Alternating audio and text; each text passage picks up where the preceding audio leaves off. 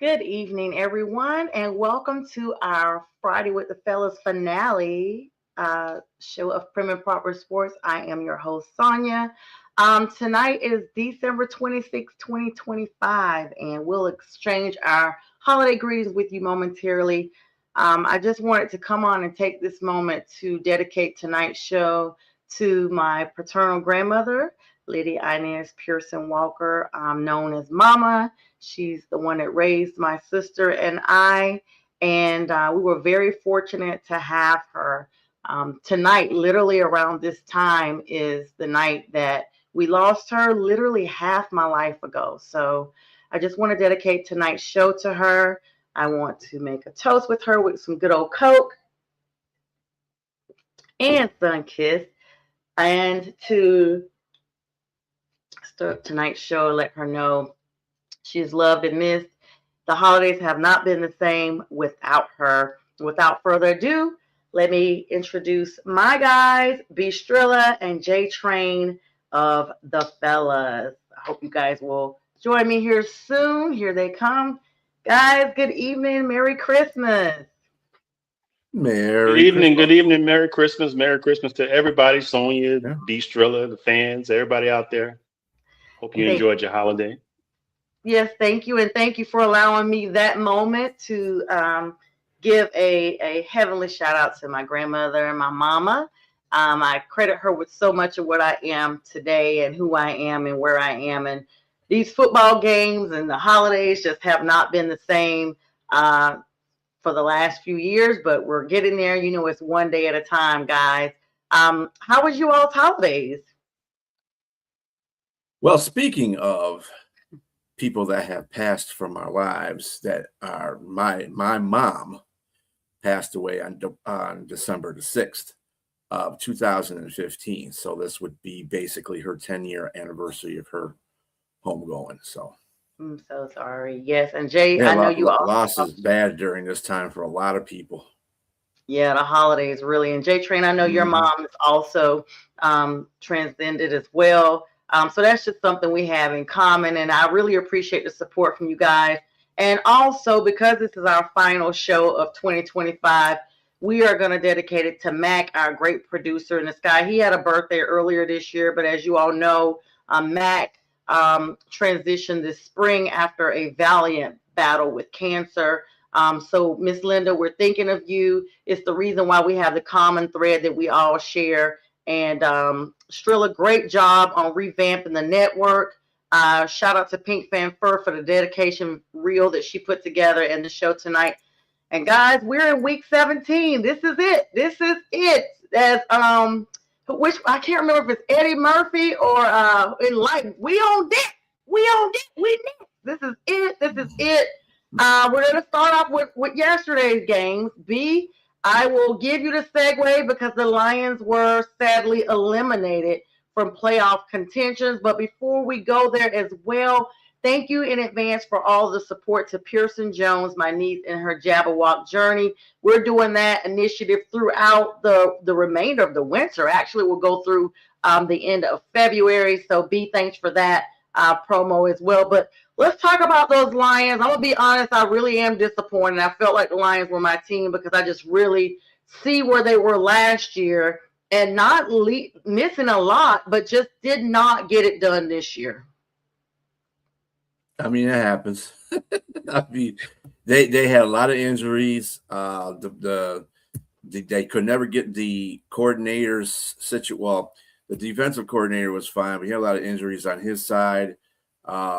Then, I just Dan Campbell, I think this is the time to shed light on Dan Campbell, and we lost Sonja as far as the pitcher's concerned. No, I'm here. Okay, I got you. Okay, so anyway, yeah, I think Dan Campbell and Brad Holmes got to kind of look within themselves. I think there's a lot of egotistical things going on this season with both of them. You got to make the team better. I think Brad Holmes is we good thing has got to go. No, you're not good, obviously, because you didn't make the playoffs and you were supposed to. You had a team to make a playoffs, put it that way. And with Dan taking the play calling away from Morton when Morton was doing fine. That's just the ego thing. Dude, just leave stuff alone. You're a coach. You're a head coach. You're not an offensive play caller. And that's been offensive, calling the offense. So, they just got. Yeah, the struggle bus was here this year. It all started from the interior line. Once they had gotten rid of, once Ragnow retired and then they let Mettler go, that line was never the same. So all you got to do is regroup. So if they can regroup, they'll be fine. There's next year. They can fix some things. They'll be fine next year. Good teams, have bad years, and great teams come back the next year. So we'll see what happens. Kind of glad they didn't make the playoffs. They wouldn't have made it far, that's for sure. They would have got put out in the first round. I just feel like maybe once Dan Quinn took over the play calling, JTrain, what are your thoughts on that? I mean, B, I hear everything that you're saying. I'm just disappointed, particularly in your team, because they are extremely talented. They're extremely talented in all facets. I mean, that defense in this last game, what's his name? What's the Hutch? He was after the quarterback. He was playing with his hair on fire. But offensively, man, it's just, obviously the injuries play a role in everybody's game at this juncture of the year. Everybody's having a hard time. You got to look at, I mean, to have some sort of explanation for this free fall for such a talented team as the Lions right now, it's got to be on it, like you said, on the coach, man. I just think that it's not just Dan Campbell, though. I just think part of it is it's not a coincidence that the Bears have ascended. The Bears have ascended with Ben Johnson, and with the departure of Ben Johnson, and to a lesser extent, Aaron Glenn gone. It hurt your team a little bit. I think it hurt your team a little bit, and they got to figure out a way to revamp next year, because again, you guys still have a relatively young team, but some of these guys are going to start needing contracts, and you're going to start losing some players. Your window, somebody said the window's closed. I don't think so. I think you got maybe 1 or 2 more good years with this group right now, and you got to take advantage of it. And it all starts with Dan Campbell, like you said, not being as ego driven as he has been this past year, and allow the coordinator, or if you get another offensive coordinator in there, if you don't keep the one that you have, and allow them to do their job. Because again, the weapons are there. And this is disappointing. You're 8-8, still better than my team, but 8-8, and a team that probably should have been competing for high playoff rankings or a Super Bowl. And it's, again, a disappointment for that team.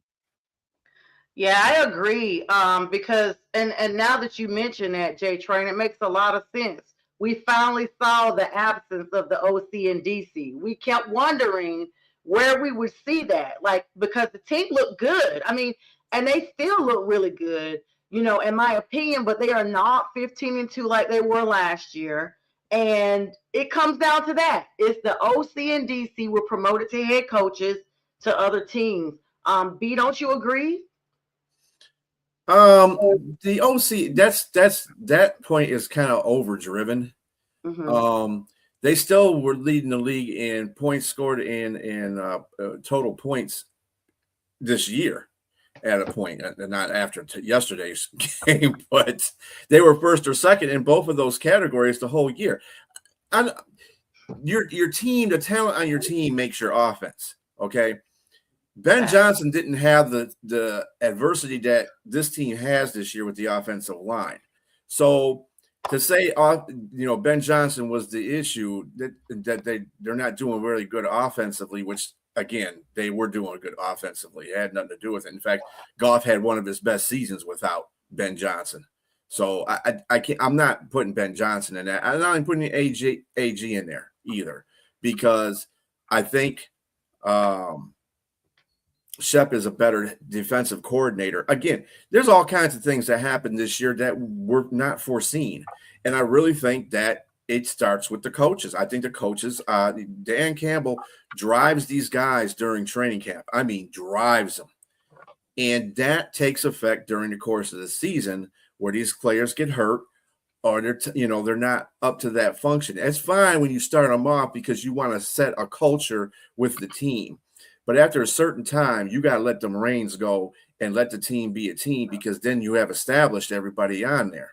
And this is where I think Dan Campbell needs to sit back, look at himself in the mirror and said, what could I have done better for this team? I'm not saying he doesn't do that, but this is a year he really looked like he needs to let go a little bit of things. And the whole taking a play calling away from John Morton, when John Morton really didn't deserve that I knew that was going to be a self-destruction thing anyway, because Dan Campbell can't really call anything. People say, oh, well, their stats went up. I say, yeah, but what happened to their wins and losses? That's what a coach is graded on, wins and losses.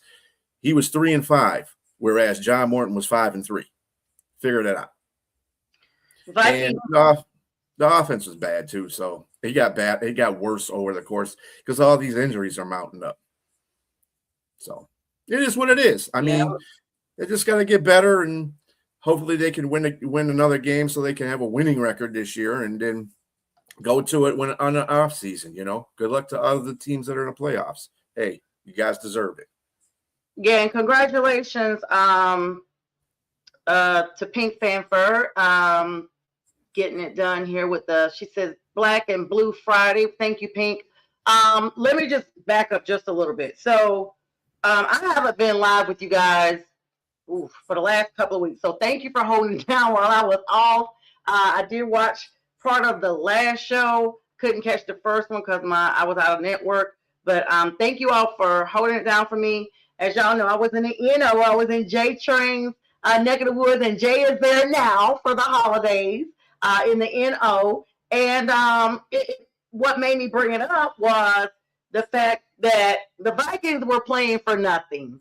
New Orleans was playing for nothing. Those teams in the divisional rivalries, they get no better pleasure than making sure someone is taken out of the playoffs. Now, granted, somebody got to go from your division. Somebody has to go. And right now, the Panthers needed that win against New Orleans. They should have won the one in Charlotte. So I will say, because I was at that game and had my eye on the prize, the Panthers should have won that game in New Orleans even Sunday. They had a well enough lead the majority of the game, 17-9 going into the fourth quarter. They got comfortable. They felt like they had the game won. I mean, I felt like they had it won. I was talking a lot of junk, and they lost. I will say this, however, the NFL came out and stated the catch that T-Mac had, that would have been a touchdown, was called back, and they admitted that they got that call wrong. Go figure. That's how it goes. Somebody always missed this crucial catch. Go back to Dez Bryant and all these other people and the Rams and everybody else and the Saints and whoever that gets cheated when it counts the most. And Tyler Shuck went out there and said that he sold a hit that really wasn't that substantial where they brought Spencer Rattler in, where the Saints got the first down and was able to get in field goal range and freaking kick a field goal to win the game. And with that, all of that I say, because everybody, if I was a Saints fan, I'd be like, no, it was fair. No, it was fair. That's why you don't need to play games this close. You don't need to play games close enough where it comes down to whether or not you were cheated in the end. Because if you play the game all four quarters, thoroughly play them, you don't have to worry about one call and not that's all. So I enjoyed myself there. It got super cold. I actually got frostbite, like really bad frostbite that night. It was 31 degrees in New Orleans after the game. I couldn't believe it. I didn't go down there with no winter clothes, had the Instacart, a thermal. It was crazy. But Jay, I'll let you get like a little small plug. Not a lot because you smile really big and I don't like it. But you were watching the game at home and I'm sure you just were thrilled. Without a doubt. For that tiny victory. I mean, you guys have turned it around. We're turning it around right now, but I mean it's too late this season. But the the optimism, like Drew Brees used to say, being cautiously optimistic is where I'm at right now. And to go back to that hit, regardless of whether he sold it or not, it was a illegal hit. It was a correct call. You can't get around that. He hit him head to head. His head hit his head, and he slid. I mean, but either way, it was a fair call. Now, mind you, a questionable call for the Tedero McMillan catch. It was questionable, but there was no way I could see why if they called it a catch, it probably should have not been called because there was no strong evidence to suggest that it wasn't a catch. It did when I watched it. It looked like it wasn't a catch, but then it looked like he fumbled the ball, and as he was going out of bounds, he held onto it. But it wasn't even a touchdown though. It was still just out of bounds. Well, it was not to continue a drive. But with that said, again, I like the song that they got for the quarterback. They're getting shut tonight. They're getting shut tonight. The Panthers getting shut tonight. They use a Gunna song and remixing the words like that. Wow. Gunna, I am so sorry if you ever hear this song is being wasted on that. I'm so sorry. It's a hit now, and everybody's loving it, particularly down there. And I just think that they have this draft for the 2020. I'm gonna leave it short. The 2025 draft class for New Orleans has and a lot of half those guys are playing and they're starting, and they're sending New Orleans in the right direction, and I can't wait for 2026 to show up. Well, congratulations to y'all for your tiny wins towards the end of the season. I'm glad. I wish y'all had kept Spencer Rattler at least through the one game that we met with you guys before y'all decided to go with him. God, with Shuck. Other teams that were yesterday's NFC East matchup, neither one of those teams were playing for anything. Dallas had already been eliminated, and they played pretty tough, like they had something to really play for against the Commanders. 30-23. Commanders started coming back towards the end. The Cowboys had the lead most of that game, and they thought they had a slim wild card hope flickering because you just never know what's going to go on, while effectively ending Washington's divisional dreams. They never were there with the injury to Jaden Daniels and Terry Scary throughout the season. It just was one of those things. Moving on to this next game that everybody and their mom, I think sometimes the media hypes up stuff so much that they almost push a team or an individual or player, what have you, to make a certain decision. And that's the Broncos-Chiefs game. I mean, everybody was talking about Travis Kelce. We've talked about it a few times, whether or not this is his last season. Of course, his brother retired a couple of seasons ago. They talk about it off and on the podcast. He and Jason have a podcast together. Of course, Travis is now engaged to Taylor Swift, a billionist herself, and he's made his mark on the league. But Patrick Mahomes goes down with his season-ending injury and likely not to come back for a majority of next season because of the severity of his injury here, the Achilles. And, it's just like, hey, is this Travis's last time being on the field? They're zeroing in on Mama Kelce, saying, oh, her eyes are telling it all, things like that. 13-20, Bo Nix led a late 14-play scoring drive, capped by a touchdown pass to R.J. Harvey. Denver's defense stifled KC, I'm about to say KFC, putting the Broncos on the verge of the number one seed, of course, right behind the New England Patriots. What were you guys' thoughts on that game? I mean, we really don't look at them like that, but is this likely Travis's last game? You probably should have called them KFC because they're cooked. I mean, they are fried chicken right now, and and unfortunately, I mean, both their quarterbacks, their ACL, both tore ACLs, and it's just, which is unfortunate. I've had both my knees repaired with ACL repairs, and it's not fun. So yeah, like you said, Travis. I mean, not Travis, but both those quarterbacks are going to have a lot of time to recover, and that's about a year or so. Between 9 to 12 months or so is recovery. And so that's going to be a little tough for him to come back. But I'm pretty sure Patrick will probably try to push forward to come back a little bit sooner, into the season. But it'll probably be like mid to late season that he'll come back. With that said, I what does Kelsey have to play for? He's got 3 rings. He's got 3 rings. He's got a Hall of Fame career that's already solidified. I mean, other than the love of the game and continue to play, I don't know. I mean, this is not the way he wants to go out with his quarterback injured, and they just, they didn't make the playoffs this year for the first time in a long time. Maybe he wants to come back for one last hurrah, but it's going to be tough. They're going to need a veteran quarterback to come in to play and spell those games that are going to be missed by Patrick Mahomes. So I don't know. If it were me, this is my own opinion, I'd go on and retire. I'd go off into the sunset. You ain't got nothing to cry about. Again, you got 3 rings. And again, if he retires right now, 2030, he's first ballot. I guarantee you he's going in immediately. There's always 5 years after you retire that you're eligible to become a Hall of Famer. He's going to go in first ballot without a doubt. So if it were me, I would retire, but I don't know if he's going to do that. I don't know. I think he might want to come back for one more year. I mean, it takes a certain person to be a football player, and let me tell you something. Me, and I haven't even been on that professional level. I mean, playing high school football was hard enough. You know what I'm saying? So, I mean, the thing that he goes through that every year, he's already run 3 rings. Like you said, he's already one of the most vaunted tight ends in NFL history.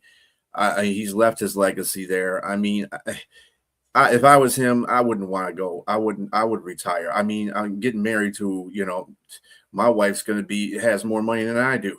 We ain't going to be hurting, and our kids aren't going to be hurting for a long time. So that's really what it counts. You want to be around for your kids. You want to be around just to be around. You know what I'm saying? And Kelsey is a special type of dude, though. And you're right. You never know with him. But if I was in his shoes, I'd definitely be retired because I did everything. There's nothing else I can do. So he could literally play Frank Sinatra, I Did It My Way. So I guess now, and you guys have like revisionist history here. Last year, this time, we were talking about whether or not the Chiefs were our new dynasty team, our new dynasty, our new Patriots. And look, lo and behold, Drake May seems to be the answer that the Patriots needed as they sit atop of the AFC. Let's talk about some big games here coming up. The AFC race, let me segue into that. Denver is 12-3 right now, guys, following their Christmas win over the Chiefs. They have a stronghold it's a strange stronghold over the AFC West. They can clinch the number 1 seed and the first round bye this weekend with a combined win, losses by the Patriots and the Bills, who are right on their heels. Not far behind them, we have the Pittsburgh Steelers. Everyone who doubted and counted Aaron Rodgers out, who is no longer the oldest quarterback, thanks to Philip Rivers, who is now back in the league at the tail end of the season. They are 9-6, and as the Steelers fans like to always say, they never had a non-winning season. They are there. They have a 91% chance of making the postseason with a win over the Browns on Sunday. They will clinch the AFC North and a playoff berth. And let's not count out too much. The Baltimore Ravens, even though they're on life support, they can beat the Packers, who Jordan Love is out with concussion injury this Sunday. They can stay in with a win over the Packers tomorrow night, Saturday night, to keep their AFC North race alive. If they lose, Pittsburgh will win the division automatically and immediately, guys. And then, of course, the last team we're watching is the Jacksonville Jaguars. 11-4. Trevor Lawrence is lit like a match down there in the South.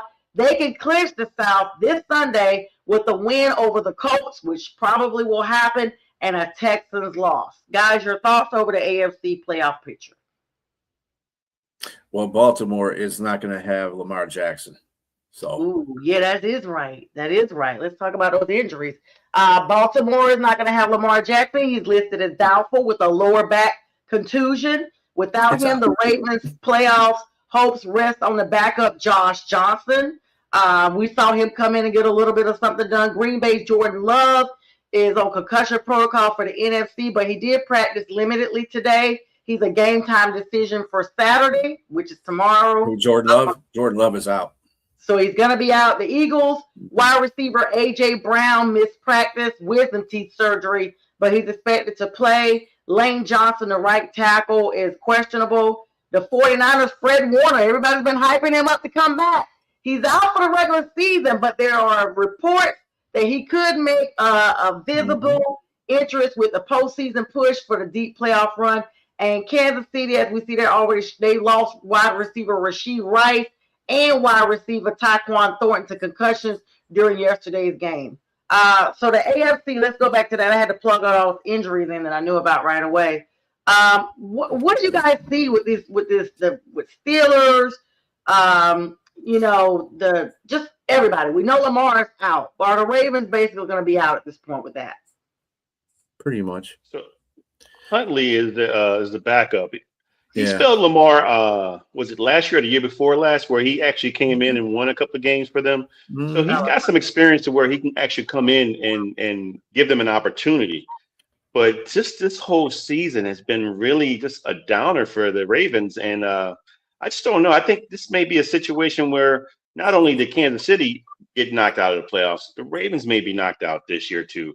And it's just not just because Lamar is out, but there's some other issues that they're talking about with Lamar Jackson and the coach, and some of the issues that are coming out that the beat writer there that's been there for like 25 plus years has been good on his word about a lot of things. He's been consistent. Supposedly there's some information that was leaked out about Lamar not being a true team player, meaning he's falling asleep in meetings. He's staying up late playing video games, which is not a big deal. I mean, a lot of people stay up late to do all kinds of stuff. But the falling asleep in meetings is a big deal. Wanting practices in the afternoon versus in the morning. A lot of demands and stuff like that, and not doing the things that will just push him beyond his talents, meaning not just leaning upon your talents. Because now you're saying he's the guy that doesn't go into the weight room, doesn't do any like strength training and stuff like that. So his conditioning is coming to question. These are a lot of things that are like can cause the whole locker room to just to be totally divided, and the team to just go south if the coach don't get everything together. And John Harbaugh has come out and said that we have a great relationship, because there's questions about their relationship as well, that John is getting tired of him. And now there's a lot of people speculating, like, where can Lamar go to be traded? You know how people want to do with the news. I don't know if he's going to get traded or not. And if anything, there's a question about who would go. Would it be John Harbaugh or would it be Lamar Jackson? I think they would keep Lamar Jackson, but I think the issue is he have to do if these things are legit. These are all alleged things that are out there. If this is legit, does he get better and right the ship? And I mean, again, we're talking about a 2-time MVP here, so I'm not really like holding water to me. But with that said, something's amiss here.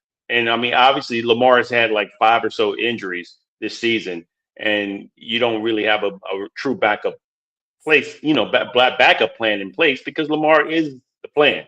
He's the plan. He's what drives the engine here.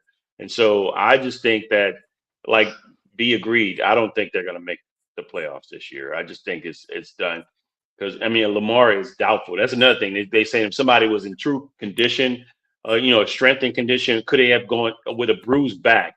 Unless you're saying it's contused, not bruised. If it was contused, then you would question to say, okay, he can't come in. But why can't he play with a bruised back? I mean, look at Matt Stafford.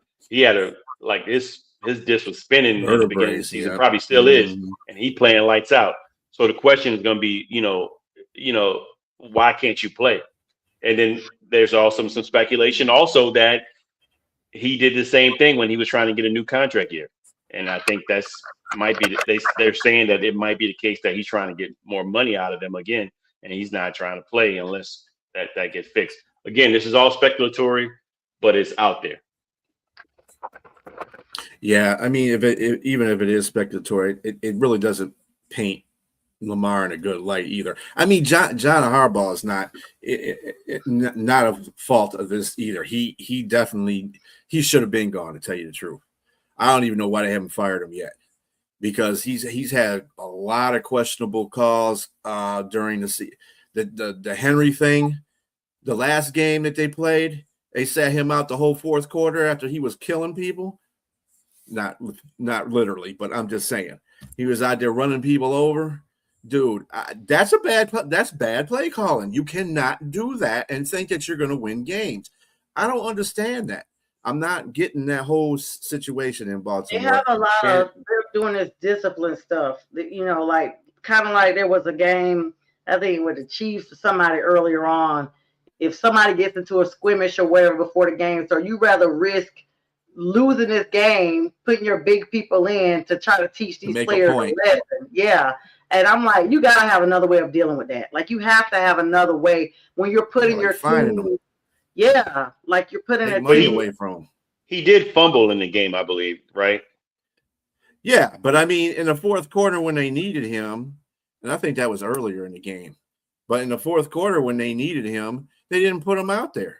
And he just got, I think that was just after the play, the drive before when he scored a touchdown. When like I said, he was running over everybody. He's been doing a good job the whole game. The fumble is going to happen. Henry's just getting to that point in his age where the ball is starting to become more slippery to him.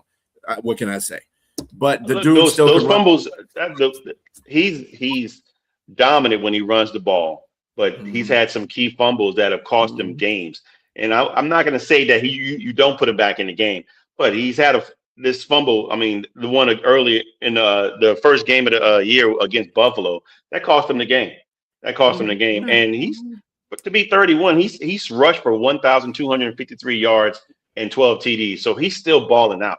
Don't get me wrong. So you're right. I still would have just took the risk because I mean, why not? I mean, you lost anyway. You're playing for your season.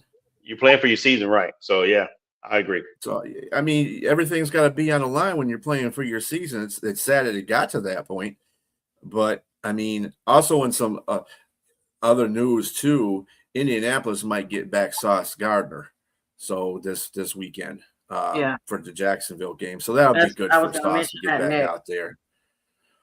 But, yeah, even though it really doesn't make a difference to me who comes out to AFC North.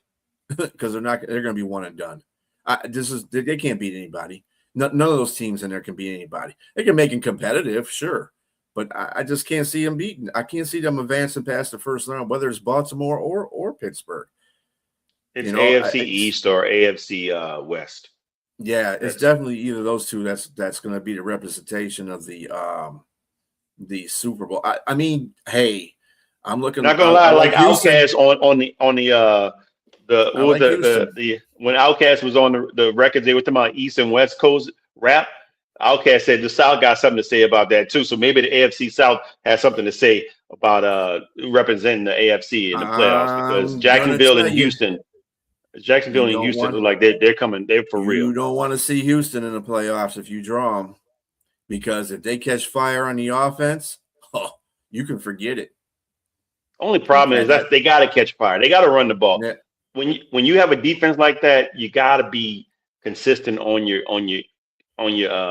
offensive side of the ball because they just haven't been. To me, if there's an Achilles heel with Houston, it's got to be their run game. And I think a big part of that is not having a Joe Mixon all season. And that was because last year he's the one that really held them down when they were having issues. Joe Mixon was a big part of that offense. And so they showed that they miss him there. But don't get me wrong, the quarterback has been playing a lot better. He's got his weapons back, and so I think C.J. Stroud has an opportunity to be successful because the defense is going to give him more opportunities to keep drives going. Yeah, I think they need another. I'm not a big fan of Christian Kirk.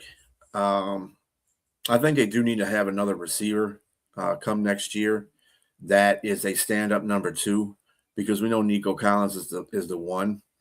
And Christian Kirk, to me, he's like a 3. He's not even a 2 anymore. He wasn't that good in Jacksonville. He made all his fame when he was in playing for Vegas. But They just need another receiver too. That's another thing. They need Well, to two get guys they need to get out of Iowa State, Jaden Higgins and forgot the yeah, other kid's they're name, but playing okay, they're but decent. they're And guys they're that gonna come have off the back the bench. hopefully they have back the wide receiver that got severely hurt last year. Tank was the kid's Yeah, name. Tank Dell. You know what? When you have so many injuries like that within a compressed amount of time, I'm not really hopeful for him coming back, to tell you the truth. They need to go somewhere. I mean, he was dynamic when he played, but he had two extraordinary injuries in back-to-back seasons. I just can't see that happen. You know, him coming back full strength on that one. Like I said, probably get a running back in the draft or because if Mixon doesn't come back, that's another guy too that I was kind of disappointed in that he didn't make the season. And they kind of were shaky about starting him, and when he was able to play, and he just kept getting hurt. So, Houston, they can do well. They can be a force. This is the year, though. They have that defense on point. And if CJ Stroud can go back to his rookie season and his Ohio State days, minus playing Michigan, but Ohio State days out there playing ball, they can go. They can go far. They can go far because that dude is he's a legitimate quarterback. He's just having some issues. So we were talking about the representation of the AFC going into the Super Bowl. I said B said it's not going to come out of the North. I said you're right. It's probably going to come out of either the East or the West. But I said it's like the like Biggie and Tupac at the Source Awards. I said, Oh yeah, Outkast coming out of the South. Outkast coming out of the South saying, "Hey, the South got something to say about that too." So I said, AFC South got Houston and Jacksonville might have something to say about that. The South. It's amazing to have Houston back in the talks of playoff contentions.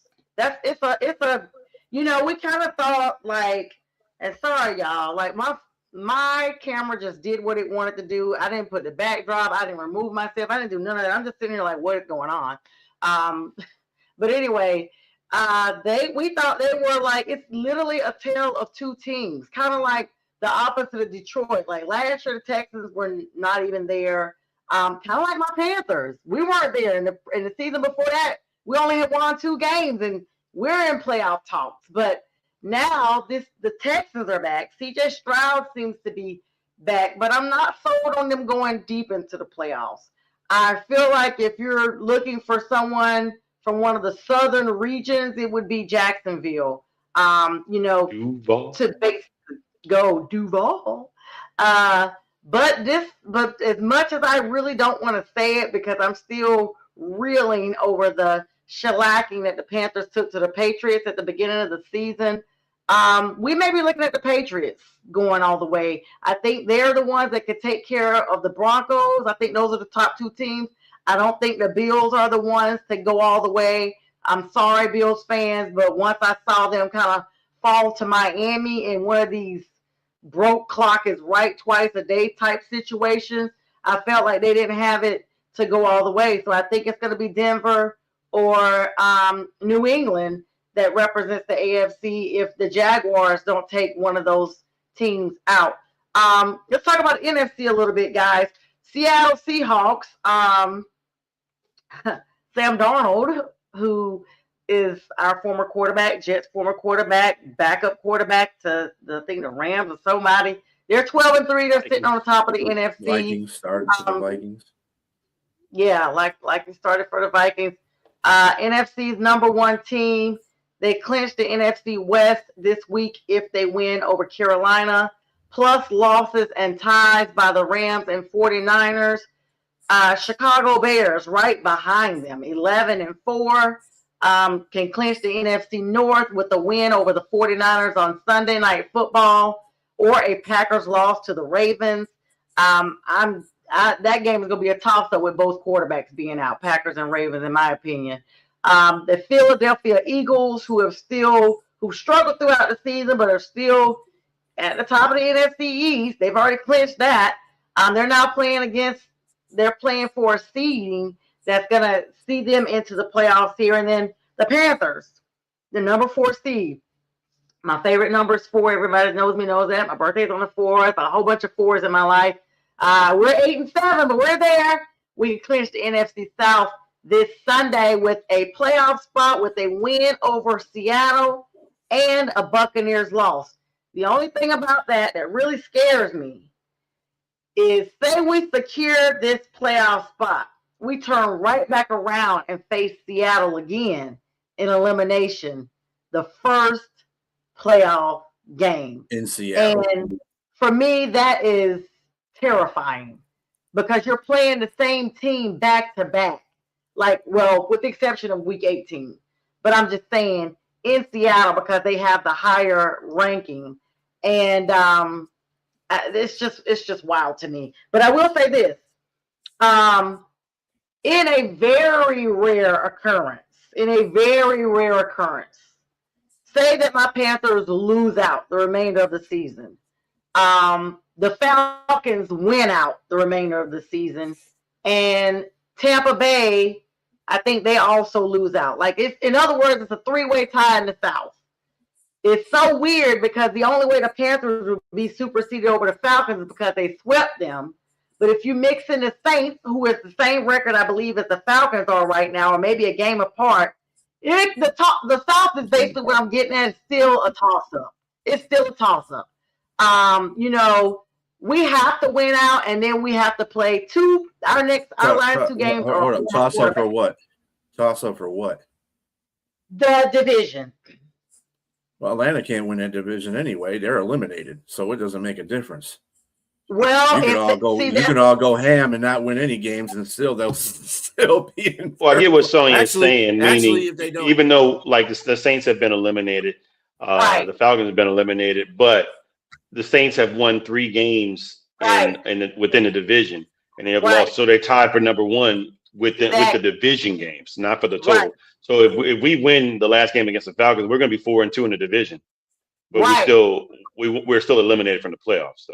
But say in a rare occasion, well, it can't really happen with Tampa and Carolina because they play each other. But say Tampa loses Sunday, unfortunately we lose Sunday, and then we beat Tampa, then we win because we've swept Tampa. Mm-hmm. But it's still so close that it's a toss-up. I was looking at like some modularizing of the scenarios, and it's just all you gotta be concerned about is beating Tampa Bay the last game of the season. That's it. There's really no science to that, because one of y'all have to win that division. If Tampa Bay wins, well, you're going to be hit. But I don't see them winning that game, to tell you the truth. I think Tampa Bay is just they're passed out right now. They're basically doing their version of the Lions right now. Well, the Panthers you think they're going to lose against Miami? I don't know about that. Because if that happens, and Carolina beats, if Carolina beats Seattle, and that happens, they win the division right off the top. Sorry, Sonja, I don't think Carolina's going to beat Seattle, but you are going to beat Tampa Bay when you play them. That's stranger things have happened. I mean, Carolina beat the Rams in Carolina. Yes, sir. And for that reason, either Sunday we clinch the South and get ready to get tired of me, or the next week we clinch the South. And I'm not saying this because we're all on here together. I'm just saying, for me as a fan, I'm shocked. I'm shocked that we are in playoff talks. I thought we would improve. I always have the mindset that, hey, we're going to win even when we're bad. Hold up, Sonja. Now, we had this conversation at the beginning of the season. You were the one that said they're going to go. I can see 11 games coming out of there. I said that, but for it to happen, that was just me pumping my team up. I said the same thing last year. JTrain will tell you, he's been on the same show thing with me about the Lions. 3 seasons. Yeah, but the Lions proved it. The Panthers didn't. They had 2-12 season before last. Last season they won 5 games. No, I was saying that they should be 11-4. They didn't prove that. They didn't come nowhere near 11-4. I'd say Carolina might be 9-8 or 10-7, which is pretty much close to what's happening. Yeah, I think I had us at 6. I'll have to go back to the group chat. But like I said, most of the time when I talk about the Panthers, y'all know it's just me hyping us up. I'm still shocked and happy. That's why I tell people, get ready, get tired of me. And I will not go to the Seattle game because I'm too terrified that I'll jinx it. So I thought about it, but I'm not because I see what happened when I went to New Orleans. I don't want to do that. So, but I'm still excited because it's been 10 years since we've been here. 10 years. This is our 10th year since we made a Super Bowl run. And coincidentally, we opened our season with Jacksonville that same season. And all I'm going to say is this. If by chance we win the South and we start going deep into the playoffs, nobody's going to want to see me. The trash talk is going to be like a dumpster. I'm just going to let it go. But anyway, let's move on. Seattle. So let's talk about the NFC race. What are you guys' thoughts? We talked a little bit about the Panthers. Let's talk about Chicago and the Philadelphia Eagles. What those two divisions look like for the NFC race. Let me just start by saying and I'm not trying to put your guys' divisions down, but the AFC East, I don't see Philadelphia going back to the Super Bowl. They might get put out in the first round. They're not that good of a team this year. They're having troubles with their offensive coordinator too. I don't understand how you just can't just regurgitate what you did last year, but whatever. And in the South, it just the NFC West is so top heavy with really good teams right now. Yeah.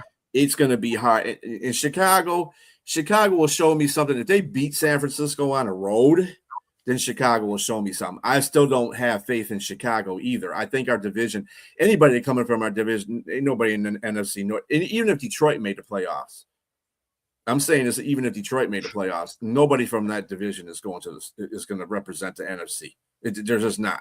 They're not strong enough teams. And the Packers are through because they lost Micah Parsons basically, and they got a few players on their team that are just not in good shape. So they should get put out in the first round. I think Chicago will probably have a home game. That'll be the only saving grace they'll have to see if they can win a game. But they're going to eventually be put out too. I think it's going to come down to Seattle, the Rams, and maybe San Francisco. And San Francisco is showing some grit for real. They are really playing good with the injuries that they have. That dude should win Coach of the Year. Kyle Shanahan, Coach of the Year right there. But Falcons fans say he'll never win in San Francisco after that playbook. You know, Falcons fans, and what's up, Michael, are definitely over that. JTrain, what were you about to say?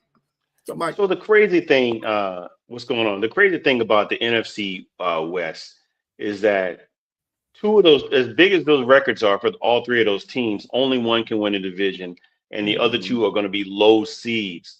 So if you're a division winner in another division, you're scared because you're going to see one of those teams in your first game. You're going to see San Francisco. Let's just say if the playoffs started now, the bye will be given to Seattle, and San Francisco and Los Angeles would be a 4 and the 7th seed, I think, excuse me, not a 4, but a 5th and a 6th seed, maybe a 5th and a 6th seed, and they're going to be facing off against maybe, like you say, Carolina was the division.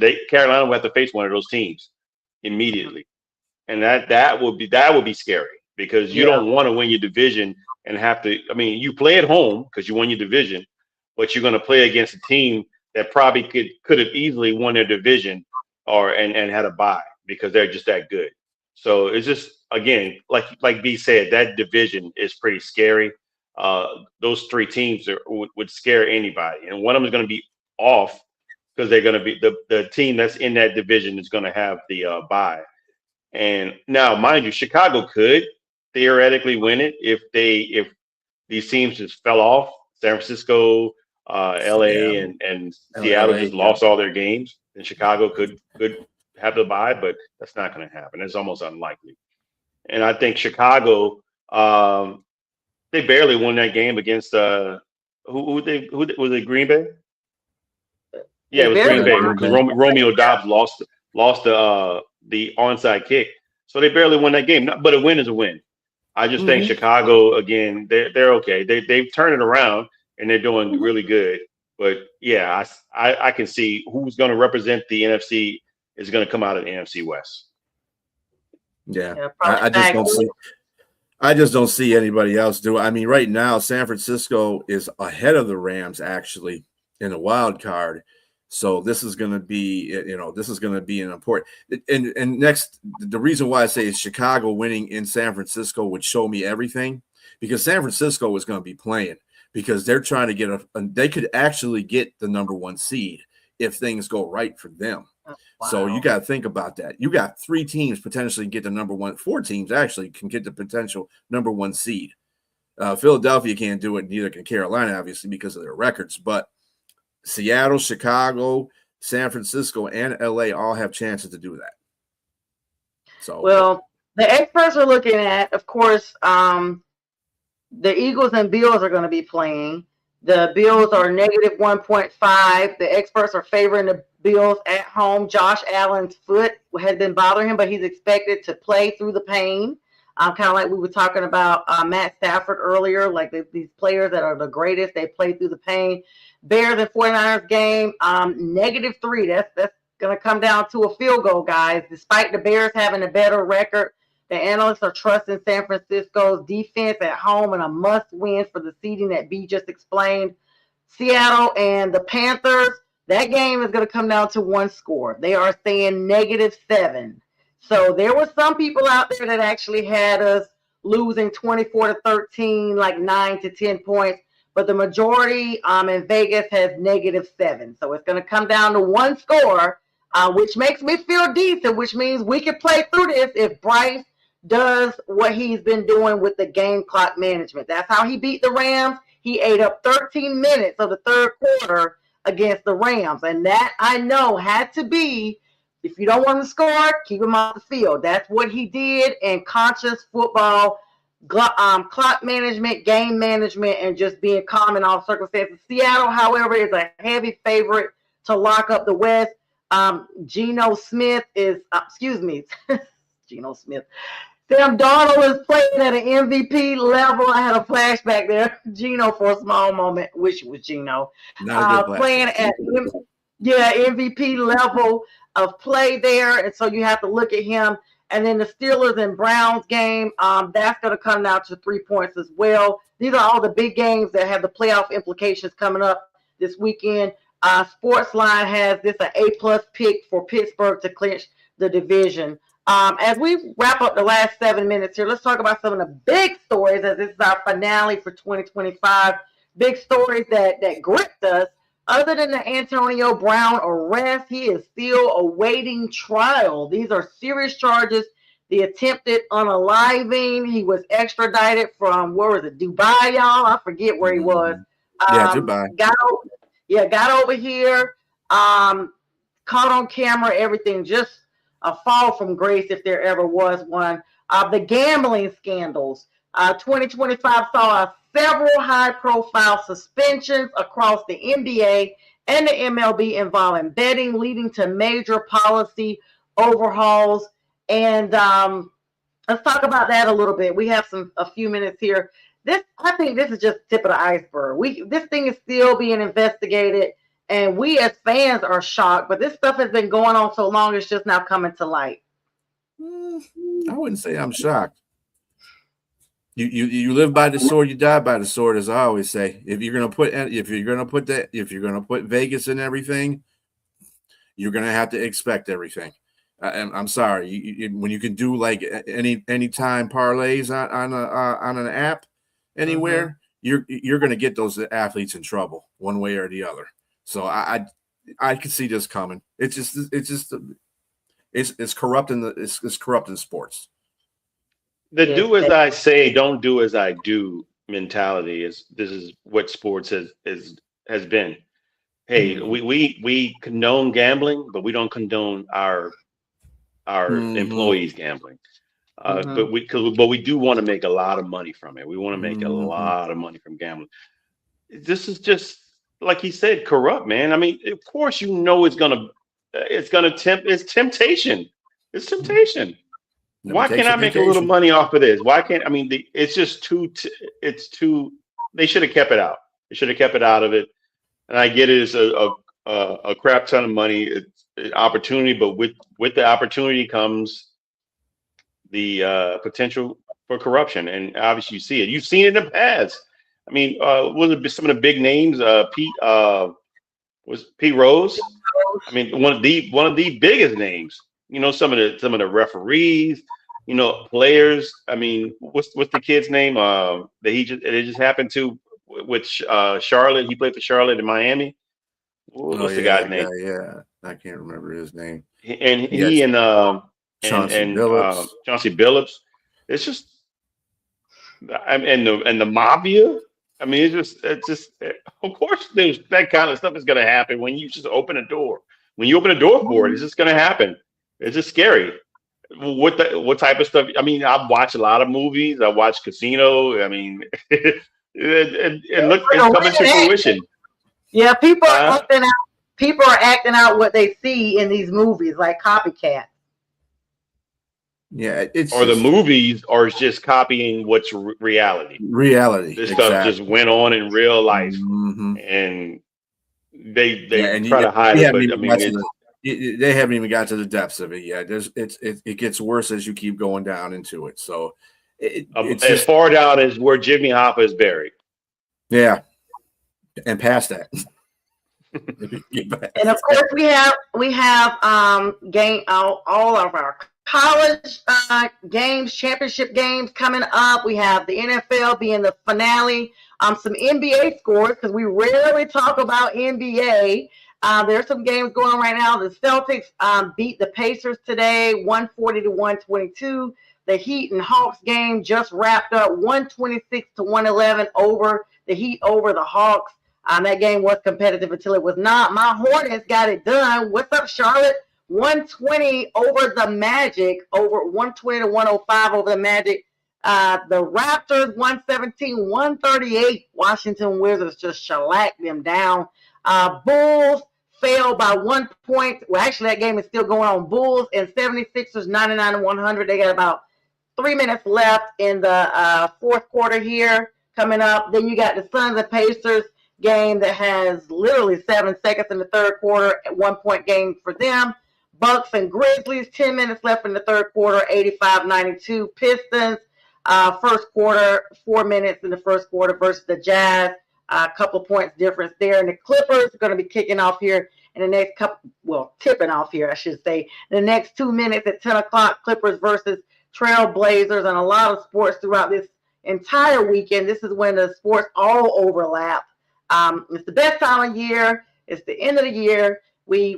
I would like to personally thank Estrella for all the behind the scenes he's done this entire year, for keeping all the shows running, especially when I had to step away for school obligations, for keeping our network going, for literally being a bridge and then being the entire paved way of this entire network after the transition of our producer, Mac. As we said, we think about you, Miss Linda, always. And JTrain, thank you for always being available no matter where you are. I think you've missed one show this entire year. And that is something to be said. In sickness and in health, JTrain's always there, and even on vacation. Thank you so much for making Friday with the fellow. We would not be where we are if it was not for all of you. Thanks for the likes, love, shares. Continue to support us into 2026. JTrain, Bistrilla, and Jack Hirsch will be on tomorrow morning for the Saturday finale of the debate show. And Sunday morning, they will be kicking off at 8 a.m. Eastern Standard Time, the big sports show, where they will talk about college football as well as NFL and more playoff implications. We will see you guys next year on this show, 2026, January 2nd, next Friday at 9 p.m. And don't forget, New Year's Eve, Wednesday, December 31st, 9 p.m. Eastern Standard Time. I may come on. If we win against the Seahawks, I'll come on live. If not, you'll see a recap of Pearson with the Jabberwock. But make sure you guys continue to support and love. We appreciate you guys. God bless you and your families. And may you have a blessed and prosperous 26. Peace.